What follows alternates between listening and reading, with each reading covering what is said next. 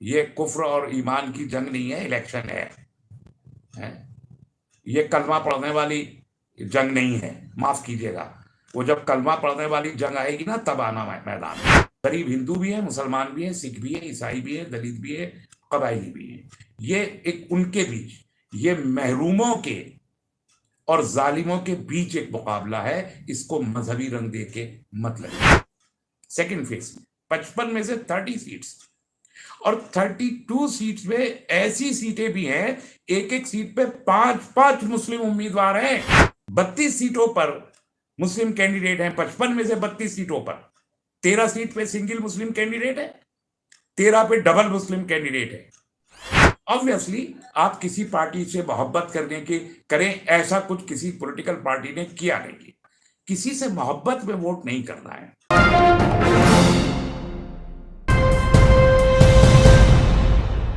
आज जो इंतखाब हो रहा है, इस इंतखाब में मुख्तलिफ लोगों के साथ मुआहदे हैं।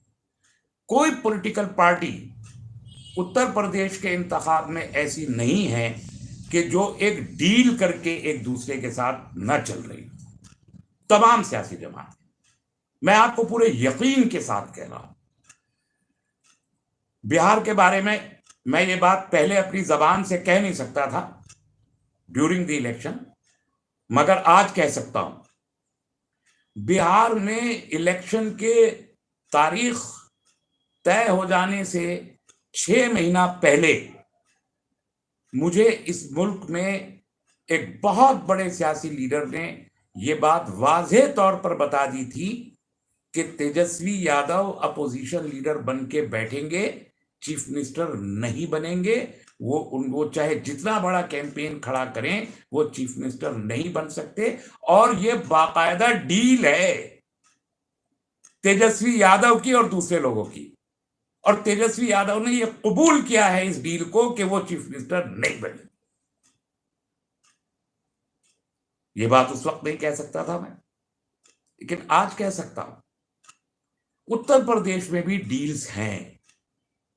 वो डील्स क्या है मैं बात नहीं करना चाहता, वो अभी कबल अज़ वक्त है। लेकिन डील्स हैं उत्तर प्रदेश में भी। मुख्तलिफ सियासी जमातों के साथ मुख्तलिफ डील्स कर रखी हैं।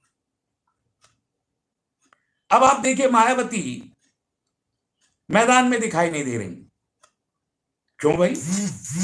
19% वोट है उनके हाथों में, और उनका दावा है कि वो पूरा वोट जो है उनका कैडर वोट है, हमेशा उन्हीं को मिलता है, कहीं दूसरी तरफ जा नहीं सकता।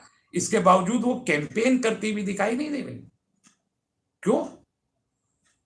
ऑब्वियसली कोई डील है, कहीं ना कहीं है, बताएंगे। पोलराइज किया जाए इलेक्शन को समाजवादी पार्टी और बीजेपी के बीच, डील का हिस्सा है, डील का हिस्सा है ये पोलराइजेशन। छोटे छोटे गठबंधन बनाए जाएं, लास्ट मोमेंट पे गठबंधन बना दिए जाएं। उन पार्टियों के गठबंधन जिनकी ग्राउंड पे कोई हैसियत ही नहीं है, 100 वोट लेने वाली पार्टियां नहीं है, वो पार्टियां मिलकर कोई 18 पार्टी एक गठबंधन बना दे, कोई 20 पार्टी एक गठबंधन बना दे, डील का हिस्सा है। ये डील इन लोगों ने की है, इन पॉलिटिकल पार्टीज ने की है। इसी डील के तहत ये जो टिकट डिस्ट्रीब्यूशन हुआ है, इसमें जो मारामारी हो रही है टिकट डिस्ट्रीब्यूशन पे, वो उसी का हिस्सा है। आज जो आप देख रहे हैं ना, ये देखिए, ये जो इसमें आपको लाल और हरा कहीं कहीं दिख रहा होगा ना, कहीं लाल और कहीं हरा हरा दिख रहा है। ये एक एक सीट पे अभी सेकंड फेज में जो कैंडिडेचर आए हैं, एक एक सीट पे आपको मालूम है 55 में से तकरीबन 30 सीट मुस्लिम डोमिनेटिंग है सेकंड फेज में। 55 में से 30 सीट्स और 32 सीट्स में ऐसी सीटें भी हैं, एक एक सीट पे 5-5 मुस्लिम उम्मीदवार हैं।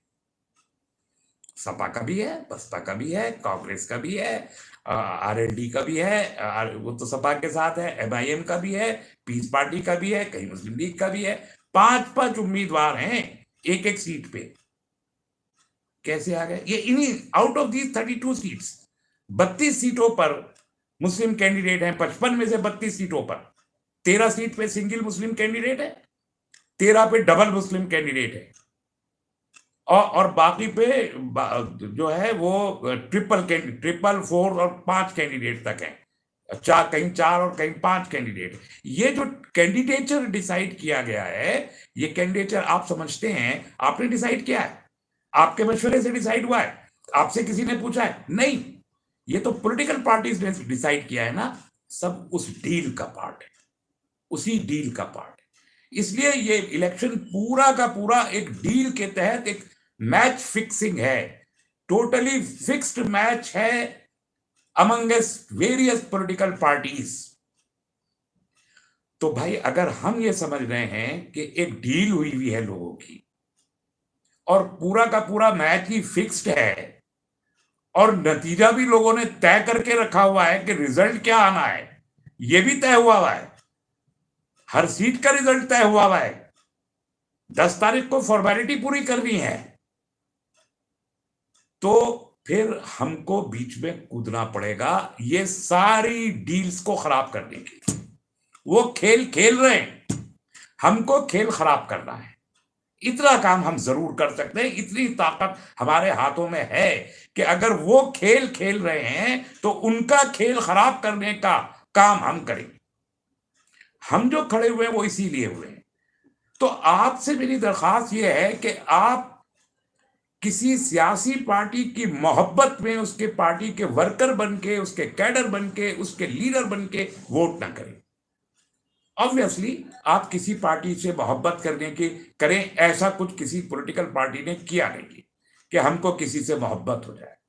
ऐसा कुछ समाजवादी पार्टी ने किया नहीं है कि हमें उससे इश्क हो जाए।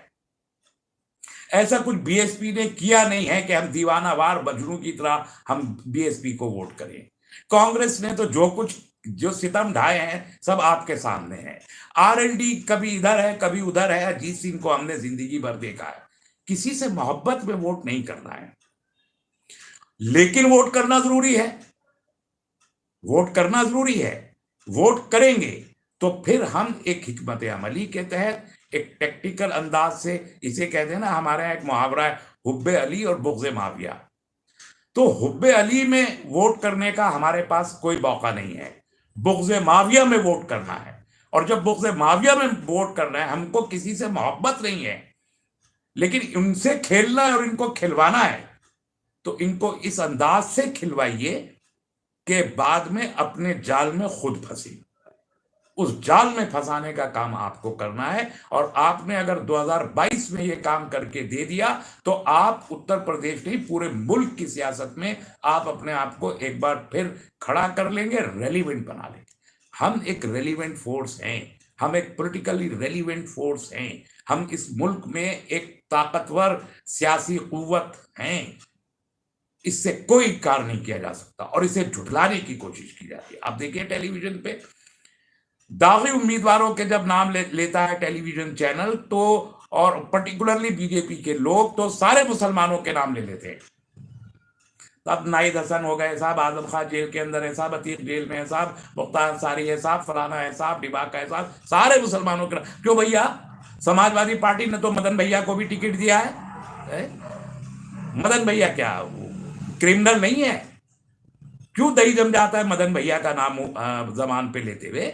और अभी तो एक समाजवादी पार्टी ने एक ऐसे हिस्ट्री शीटर को टिकट दिया जो बाबरी मस्जिद का भी मुलजिम है, हसनपुर की सीट पे। क्यों आप हमसे एक्सपेक्ट करते हैं कि चूंकि समाजवादी में आ गया तो अब हम हरगिज़ नहीं, वोट को फाड़ के फेंक दीजिए, लेकिन उन लोगों को वोट नहीं करना जिन्होंने हमारे साथ दुश्मनी करी और आज सेकुलरिज्म का चोला पहन के आ गए।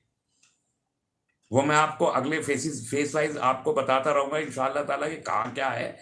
लेकिन ये जो तरीकाकार है कि मुस्लिम वोट को भी खराब करो, बखेरो, मुस्लिम वोट को बेवकत करो, उसको बताओ कि नहीं साहब इसकी तो कोई हैसियत नहीं रही, ये तो हाशिए पे दीवार के साथ खड़ा हुआ वोट है।